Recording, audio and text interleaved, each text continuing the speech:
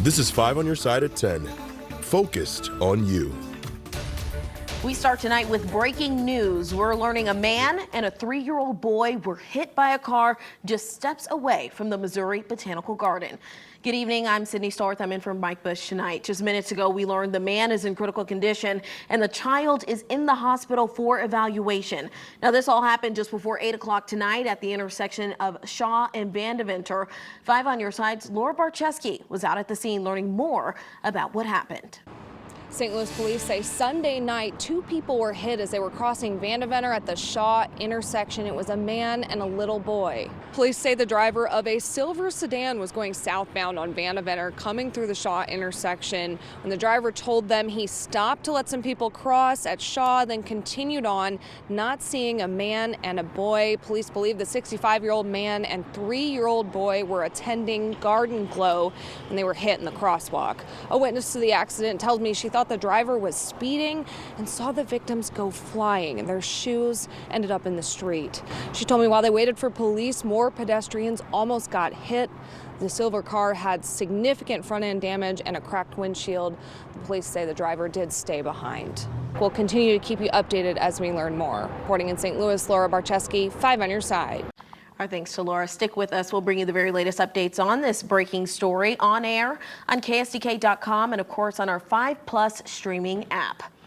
Right now, Alton police are looking for the person who was behind the wheel during a fatal hit-and-run crash that happened just hours ago.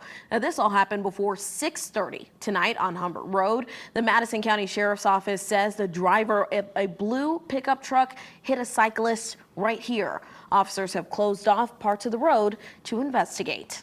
All right, let's turn now to our weather impact forecast. A cloudy and unseasonably warm night across St. Louis. Take a look at that. Our city just all aglow. Let's get on over to our meteorologist, Gary Frank. Gary, 2024 is on the way out and colder weather is on the way in. Yeah, right? significant cold weather. So we're going to enjoy these next couple of days while we can. Of course, one round of rain is out. It's clear now. And off to our northwest, that's our next round of rain. It's going to arrive as early as tomorrow evening, but a lot of us will miss out on this version of the rain. It's not as organized of a system, but it's going to pick up our wind here as well. But it's out of a good direction. That keeps us on the warm side right now. Temps still at 50 degrees. We're out of the west-northwest at 7 miles an hour. And we're not stuck in fog land at the moment. And I don't think we're going to tomorrow. But for another ridiculous countdown here, if you've stayed up this late, almost till 11 o'clock, 7 days, 14 hours and 18 minutes since we've been below freezing. That will end at some point, but it's not going to be tomorrow because temps are still going to be in the low 50s, but rain chances pick up in the evening. The main things I'm tracking for the week ahead are more rain and wind late Monday and early Tuesday. It'll be cold by New Year's Eve, but that's a regular cold. Let's call it normal January cold. But then we've got serious cold by the weekend and beyond that, and snow chances. And that's the thing we want to talk about specifically, where this cold is coming from, our snow chances that perhaps we're looking at by next weekend, and all this plays out for the month of January.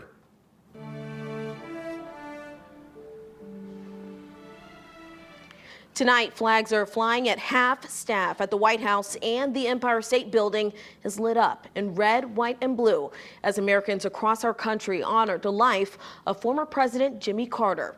Mr. Carter's office confirmed today that he died at the age of 100, America's longest living president. Former President Carter's passing comes almost 2 years after he entered hospice care. Now, Carter was inaugurated as the 39th president back in 1977. He ran his family's peanut farm in Georgia before getting into politics, becoming a state senator, then governor. Carter's crowning achievements included championing energy reform and legislation, and signing the Camp David Accords, which provided a framework for peace between Egypt and Israel. But his economic policies and failure to rescue American hostages in Iran caused his popularity to dip. Carter would later lose his race for re-election in 1980 to Ronald Reagan. After leaving the White House, he formed the Carter Center, committed to advancing human rights and working toward world peace. Into our newsroom within the hour, we've learned President Joe Biden has ordered U.S. flags to fly at half staff for 30 days. He also announced a state funeral and a national day of mourning to be observed on January 9th. Now, earlier tonight, he praised the former president for his, quote, simple decency. Listen in. What I find extraordinary about Jimmy Carter, though, is that millions of people all around the world, all over the world, feel they lost a friend as well, even though they never met him. And that's because Jimmy Carter lived a life measured not by words, but by his deeds. President Biden also taking the chance to post this picture of himself and Carter, calling him, quote, a dear friend. President-elect Donald Trump also taking to social media responding to this loss, asking Americans to keep the Carter family in their prayers and saying, quote, he did everything in his power to improve the lives of all Americans, and for that, we owe him a debt of gratitude. President Carter made a number of visits to the bi-state over the years. One of the most memorable, a week-long trip on a riverboat back in 1979 that ended right here in St. Louis. Here's 5 on Your Side's Kay Quinn with a look back. A special report. St. Louis, the last stop. Live coverage of President Carter's visit to St. Louis. August 24th, 1979, 5 on Your Side broadcasts a half-hour special as President Carter and his family end a 7-day trip on the Mississippi under the shadow of the Gateway Arch. A crowd of 40,000 people jammed the stairs of the monument, greeting the president, who was plugging his administration's energy program. Before a cheering crowd that included some demonstrators, President Carter pronounced the riverboat trip a success. Amy's had a good time, Rosen's had a good time, and so have I. We hate to see the trip end, but if it has to end somewhere, it could not possibly end in a more beautiful place and a more exciting place than under this tremendous arch here at St. Louis. With political turmoil slashing oil production in the Middle East sparking an energy crisis, Carter also urged Americans to conserve at home and on the job. So I ask all of you to help us conserve energy. And the second thing I'd like to ask you to do is to join in with me in helping to produce more energy in our own country. First Lady Rosalind Carter then took the mic. The people along the way, you two, have made it very special for us. It's a week that Jim and I both will never forget. Thank you all for coming out today. We love you. And even first daughter Amy had something to say. Hi. President Carter made many trips to the St. Louis area. In August of 1978, he visited Columbia, Missouri, where he was the keynote speaker at the Mid-Continent Farmers Association convention. In November of 1979, he was back in St. Louis for the League of Nations meeting. He made a campaign appearance in East St. Louis in November of 1980. He visited our city for a couple of book signings, this one in 2001, and another in 2009 when he did an interview with our own Mike Bush. That's one of the advantages of having been president. We can set our own agenda, and we can reject things that are not attractive and take on things that are exciting and challenging and adventurous and unpredictable and most often gratifying. Carter leaving an impression on St. Louisans with each and every visit. Kay Quinn, 5 on Your Side. You know, President Carter called his week-long trip on the Mississippi River one of the most remarkable and enjoyable weeks of his life. To see more of President Carter's visit to St. Louis, all you have to do is scan this QR code that's on your screen, or you can just head to our YouTube page to check out the full collection of our coverage. Local leaders in Congress also remembering Carter's service to our country. U.S. Congressman-elect Wesley Bell posted on X calling him, quote, a distinguished public servant who served our country with honor. Now, he goes on to say his legacy as a humanitarian is perhaps his greatest achievement. Illinois Senator Dick Durbin also reacting on X tonight, offering his condolences and saying, quote, Jimmy Carter proved that excellence in public service can extend beyond the White House. His life was an inspiration to those of us who aspire to lead a life of service. In other news tonight, a 19-year-old is facing murder charges in connection to a deadly shooting that started in the Ferguson Schnucks parking lot. The victim was also 19 years old. Right now, police are still looking for more suspects. 5 on Your Side's Annie Krall is learning new details in this case. Around 12:15 p.m. Saturday, Ferguson police got a call for shots fired near the Schnucks on South Florissant Road. Within a minute, our officers responded. Upon responding, the individuals involved with this gun battle had fled the scene. Officers had to take cover as shots sailed their way. After the gunfire ended, officers found 19-year-old Ramon Caleb Henderson shot to death inside a car just a few blocks away. One of our officers did capture an individual that fled from the scene, and we was able to locate a weapon from that individual. We now know that suspect was 19-year-old Clarence Brown. He's now charged with second-degree murder and first-degree robbery. According to court documents, Brown admitted to police to setting up a robbery during a gun transaction. Now there's another family added to the list of losing a child to gun violence. 19, I don't look at as a man, I look at it as still a baby. Less than 24 hours later, local moms, no stranger to this type of violence, are seeking solutions to end the cycle. Get to these schools, get with these counselors, find out who's hurting. That right there would cut down all this murder and this chaotic world that we're living in right now. Even with the holidays, you would think that people would say, it's the holidays, let's be cheerful. But it's not a pause, it's all year round. And for New Year's, I hope that people say, instead of shooting guns, light a candle for the ones that didn't make it in, to see 2025. Annie Krall, 5 on your side. Our newsroom has learned Brown is being held without bond. If you have any information about this case or any of the other suspects police are looking for, you can call this number that's on your screen. Crime Stoppers is 866-371-TIPS. If you call, you can stay anonymous and you could be eligible for a reward. A split-second save from a fiery crash. See the life-saving rescue caught on camera. A Christmas Eve tragedy. A mother dead after her car was hit by a train. Out of all the chaos in the world, humanity still exists. Tonight, how her community is stepping up to take care of her family. It has not been cold at all to finish off the year. We've been way above average, but that will change in a big way to start January. Why this cold in northern Alaska is poised to enter the United States and impact us, and what we're expecting from it the next 10 days. Welcome back at 11:10. Caught on camera, Portland first responders save a woman from this fiery crash. Take a look. It happened the day before Christmas Eve. Now, police say a woman crashed her car into a tree before it then burst into flames. You'll see this pretty traumatic video here. Just should have warned you. They did perform CPR on the woman. Right now, she's being treated at the hospital. Tonight, we are learning a teenager is dead months after he was shot near a Belleville skate park. Police say the 16-year-old was involved in a fight over drugs with 2 other people before the shooting happened in October. Both of the men believed to be involved in this got away. And the teen's family tells 5 on your side he was surrounded by his loved ones when he died. Well, right now, a community is coming together after a Christmas Eve tragedy left 5 girls without a mother to care for them. 35-year-old Ashley Hogan died when a train hit her stranded car in Berkeley last Tuesday.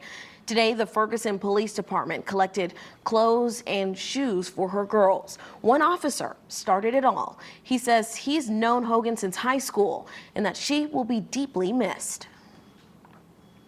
She's a good person, hard worker, and one thing I know for certain is that she loved her kids. She loved her daughters, her 5 girls. That's all she talked about.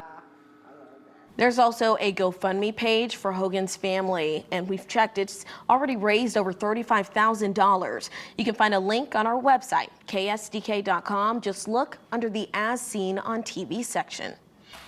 With the new year just days away, some new laws are being added to the books, and we are filling you in tonight. Starting in 2025, Missouri workers will see a pay bump. Minimum wage will go from $12.30 an hour to $13.75. Employers will also have to provide an hour of sick leave for every 30 hours an employee works. Now, police across the state will also start issuing citations if they catch you texting and driving. Under the hands-free law, drivers face fines up to $500. And residents can also start applying for new expungements from up to 2 felonies and 3 misdemeanors. And if you live across the river, you're going to see some new laws too. Starting January 1st, Illinois' minimum wage will go up from $14 to $15 an hour. Residents there will also be able to carry digital driver's license. But we do have a heads up. You have to still provide a physical copy if police ask you. Another big change is the enhanced move over law. Now this now requires drivers to switch lanes and slow down when passing stopped emergency vehicles.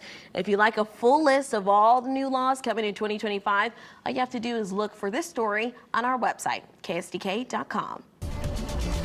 Our meteorologist Gary Frank joins us now with the weather impact forecast. Gary? Yeah, good evening, Sydney. As we continue to stay pretty quiet at this hour, it's still very warm most of the time. And I can tell you, a week from now, when we leave, going to be a lot different. So let's enjoy this while it lasts, because it's still in the 50s in many spots as we look downtown. And as we look at a different view downtown, wind is pretty calm. That flag not moving around 50 degrees. 54 is what we got. 49 has been our low so far and probably will stay that way with it only being 50 right now with 45 minutes to go. That is above average, and that's our warmest overnight low that we've ever seen on this date. And I think that's going to stay pretty steady, as it will tie for our warmest morning on this date and warmest low, because we're still there right now, basically. So pretty impressive. As we look off to the northwest, that means that this will be rain. As we can see, not much going on here at the moment. That's going to settle in for the second half of the day. You're not going to start off with any sort of rain for tomorrow morning. It's still going to be about the same with more cloud cover. And then as we head into the evening hours, I think some drizzle maybe starts to work its way in, and some light showers by 6, 7, 8 o'clock. And I'll pause there because I want to show you what's going on tomorrow, because I think mostly that will arrive by the evening. That will be out of here pretty quickly, and I'm not sure that we get a ton of rain from it, to be really honest with you. But by Tuesday, on the back edge of things, we'll start to switch our wind out of the northwest at 15 to 25. I do think Tuesday we'll see gusts upwards of 40 miles an hour. So keep that in mind. And that's the first part of the week. I think we'll quiet down just in time for the New Year's Eve, New Year's Day holiday. And then we'll focus on this really cold air, which is to the north and northwest. And you're going to continue to see that here overall. Like I mentioned, I think you're still going to look at most of this with, a lot of colder air that kind of settles in as we kind of track what's going on. I think what you'll notice here overall is the fact that we have some significant cold air that works its way in for the first part of the year. And then we hold steady. But watch by the middle of the month, we'll see this next system dive down, and that's where I think we're going to be. Where does that arrive, and how much cold air does it drag down? And that's going to be a big story for us here, because as it drags down this significant cold air to next weekend, and we have that energy, we're going to be looking at plenty of cold air, but we're tracking a storm that is thousands of miles away, and the timing is still uncertain. But I think as we get into the weekend, that's where we're going to talk about the potential for some snow here over the next few days. Now, 4th, 5th, and 6th, those are days that I'm looking at our next weather impact alert potential, as well as 8th, 9th, and 10th for significant cold air. And we're talking about the first 10 days of January bringing in Arctic air, snow potential, ice potential. It's all there. Prepare the house. This is coming in some regard, and I'll show you the next 7 days, because as we're not going to time out that specifically, let's talk about the start of the week. Temps go from the 50s, 40s to eventually 20s and 30s, and that may be high, because I think we'll start to see our next chance for rain and snow into the weekend. It's going to be a lot different, and we'll continue to monitor this as Anthony has the latest at 4 a.m. Time to go on the move. I'm Paul Cook, your traffic guy from Today in St. Louis. Roadway improvements can take longer than we'd like, but when done correctly, they solve big problems. Like at this intersection just south of Manchester in Des Peres. It's near the Lodge and gets a lot of traffic. The Public Works Director told me Des Peres Road at Old Des Peres Road was constantly bogging down drivers, and worse. Worked with the Public Safety Department to get the history of the number of accidents we were having, both rear-end collisions and also the right-angle collisions, which are the more dangerous, result in a lot more injuries. And fortunately, no fatalities here, but a long history of accidents. From mid-2018 to 2023, there were 54 collisions at that intersection. Half of those were right-angle T-bone collisions, which result in the most severe injuries. It's something very personal to me to try to fix it, a problem that we've got, and reduce those injuries that can happen. So the solution really was a roundabout. Well, now it's finished. Statistics show drivers will save time. You just need to stay engaged. With a roundabout, you have to think a little bit as you're entering and be on your toes and stay alert of, okay, I need to yield to this car that's already in the roundabout. So be aware and stay safe out there. Paul Cook, 5 on your side. The Blues tried to get one last win before heading north for the Winter Classic, and Mizzou football had one final practice before their bowl game in Nashville. Stick around, sports is coming up. This 5 on Your Side Sports Report is sponsored by Telly Tire and Auto Centers, driving your way since 1942. I know much of the hockey focus around town is on the Winter Classic in Chicago on Tuesday, but the Blues had some business to take care of first at Enterprise Center. The Sabres were in town today for a matinee. Not a great start for the Note. Former Blue Tage Thompson going to score on a bullet past Jordan Binnington. That made it 2-0 Buffalo in the first. Blues would battle back. Braden Shen scored to make it 2-1, and then Nathan Walker pounds away to make it 2-2 in the third period. Sabres had more power play luck today, though. Jason Zucker scores to take the lead in the third. They wouldn't look back. Buffalo wins 4-2.